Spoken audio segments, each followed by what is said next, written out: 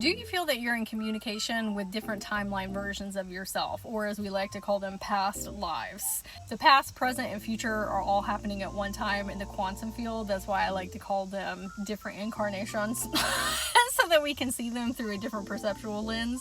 But if you feel that this is you, that you already have connections, or you want to open up the lines of communication to them, I'm going to be sharing a soul retrieval that I did for a group of persons for their crown chakra, and it's going to give you insights for your own spiritual awakening journey as well for your crown chakra, but also to open up those lines of communication. So you're going to want to save this video so you can come back in the future as a reminder. And if you are interested in learning how to access these levels of the Akashic records for yourself or for family members, friends, clients, I have mentorships open and available in my bio or in the comments, and we'll go ahead and get into it. Hello and welcome to the crown chakra activation. I usually do these inside, but it was so nice outside today. I was like, oh, we're gonna go be with Mother Gaia and have all the ASMR vibes of the cicadas and crickets and what have you outside. So we were doing it out here today. When I went to your energy field, you were fixing, and as always, I'm going to be reading from my notes so I stay on track.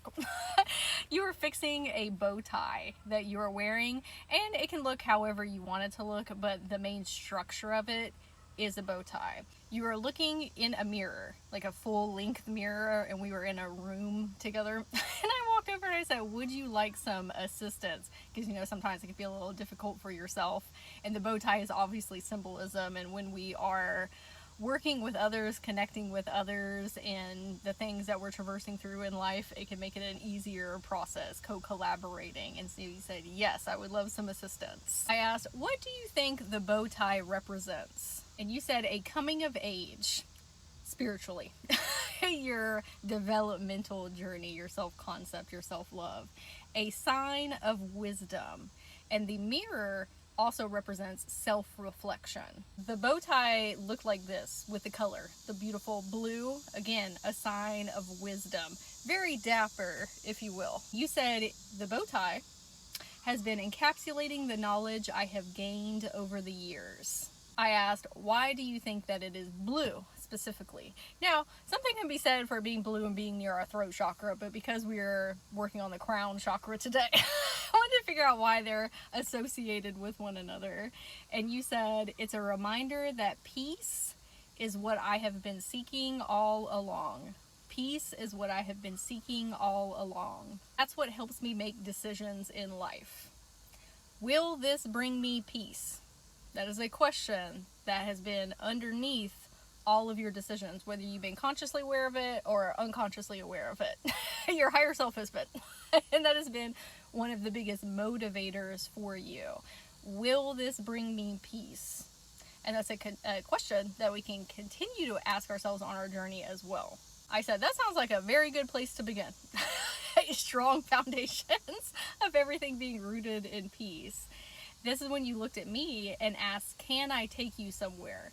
I said, absolutely. And you grabbed my hand and both of us walked through the mirror and we were headed towards a different part of your consciousness. This is when we initially saw a giant stack of hay bales. Have you ever seen one in a movie with a farm or have been to a farm before and they feed cows and horses with them, but a giant stack of hay bales. I asked, are we at a farm? Because oftentimes certain symbols will lead to associated ones. So I asked, are we at a farm? And you said, yes, this is where I'm growing my crops. Would you like to see? I said, of course I would. You know how there will be rows of plants? You have like potatoes, tomatoes, okra, spinach, cabbage. Instead of plants that we know of, I saw these otherworldly looking plants. I said, okay, these are very interesting. I've never seen these before. Brand new to me. And you said they're experimental. I said, okay. Like, what are we doing out here, pharmacology? And you told me that the plants represent your new ideas, projects, and creations. New ideas, projects, and creations. They're symbolic for them. You said they need time to propagate. We're going to go over the definition of propagation. The process by which new plants grow from various sources via cross-pollinating them. And a couple of examples of plants that we have here on Earth in the 3D plane are pomatoes, which is a cross between tomatoes and potatoes, sweet corn, and plum cots. Your higher self wanted me to include some tangible examples of them.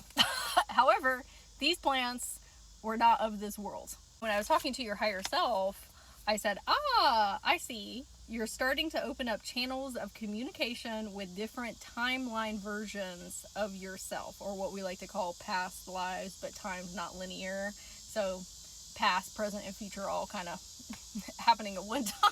So that's why I like to say different timelines. But they're different timeline versions of you, represented by these otherworldly plants. You are connecting with other versions of you that have high levels of brain connectivity. They are also neurodivergent or really good at brainstorming because of your advanced brain connectivity. So you can see alternative paths to infuse into your creations, ideas, and projects. I'm going to say that again in a more fluid way. I see you're starting to open up channels of communication with different timeline versions with high levels of brain connectivity, like neurodivergency or good at brainstorming. So you can see alternate paths to infuse into your creations, ideas, and projects. I asked your higher self what would support you in continuing to pour new life energy into your ideas, creations, and projects, or these plants as we see them here. And your higher self said awareness. Awareness that this is happening, connecting with different timeline versions of you. They mentioned to reach outside of yourself. Put your hand out into the quantum field. And what I envisioned, or what we were envisioning, is we were kind of standing in a black blank space. That's what your consciousness was seeing, the quantum field, with all these kind of lights going. And there was letters that were flying through the air. Like you would have an envelope where somebody sends you a letter, much like this bird is flying through the air. But I want you to think of like millions and billions and trillions of letters flying everywhere in the quantum field. Kind of giving Hogwarts energy, where Harry was receiving all of the letters and they kept on pouring in. Because I can't remember if he wasn't answering them or his caretakers weren't giving them to him. Either way, they just kept pouring in. So that's what we were kind of seeing here in the quantum field, of them just continuously zooming past us. Higher self was saying that when we go into meditation, or just throughout our day-to-day, you can get into meditative states or the flow state while you're doing activities. It doesn't necessarily have to just be sitting in the silence. It's more about the symbolic ritual of etherically putting your hand out in the quantum field to catch one of the letters. The letters are representatives of different ideas, projects, and creations that the other timeline versions of you have to offer you in this incarnation. So co-collaborative experiences. You're starting to open up the lines of communication with them more. That's why the symbolism of the letters passing in between all of you is coming through. Your higher self said they will be magnetized towards your signal. The signal being you putting your hand up in the air, but that's really just you being open to receiving new inspirations from your different timelines. They said they will be magnetized towards your signal.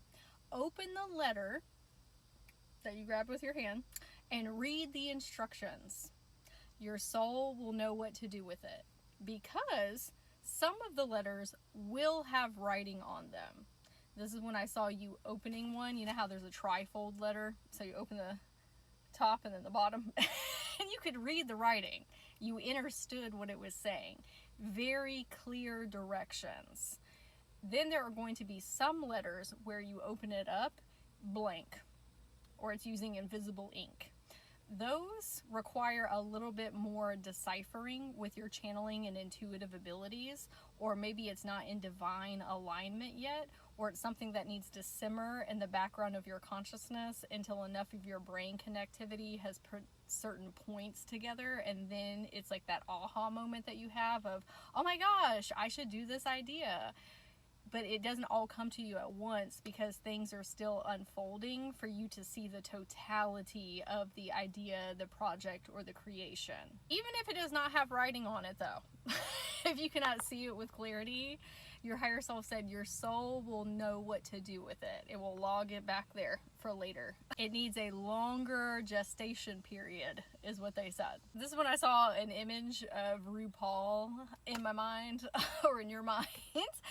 She has a saying, all will be revealed, and that's what your higher self was saying about some of these letters. What we are doing today with one another, opening up pathways of connectivity to your different timelines, because again, it's the awareness that is happening in the background, bringing it up to the forefront of your consciousness. And you might have already had inclinations of that, especially if you dabble in timeline healing, but they want you to really understand how prominent that is of coming online for you right now. Like, it's really about to amp up, giving your subconscious symbolism to hold on to, seeing ourselves in the quantum field and all the letters passing by and you holding your hand out as a signal and grabbing onto one of them, and the visualization technique, like actually walking yourself through that process, because it creates anchors in your consciousness so that you have a 3D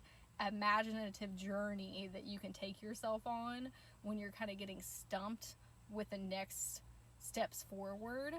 This will bring your mind at peace enough for you to open up to said quantum field and timelines to walk yourself through that journey. I asked your higher self if they had any final words of wisdom. They say, yes, I do. Remember to water the garden of your mind. Nourish the seeds that you have planted. You do this with kind thoughts and kind words to yourself. Kind thoughts and kind words. Speak into existence what you wish to see. Lean into your innovation. They really wanted to highlight that because oftentimes as neurodivergent persons, or if you're really good at brainstorming and thinking outside of the box, we can be ostracized by society of like, oh, why are you trying to do things different than everybody else? Well, that's what we are meant to do here, is be game changers. So they really want you to start seeing this as a beautiful gift for yourself and the collective in the world. So lean into your innovation. Creativity is birthed from you. Your imagination is the pail, the watering pail for your plants. Your imagination is the pail. Your thoughts are the water.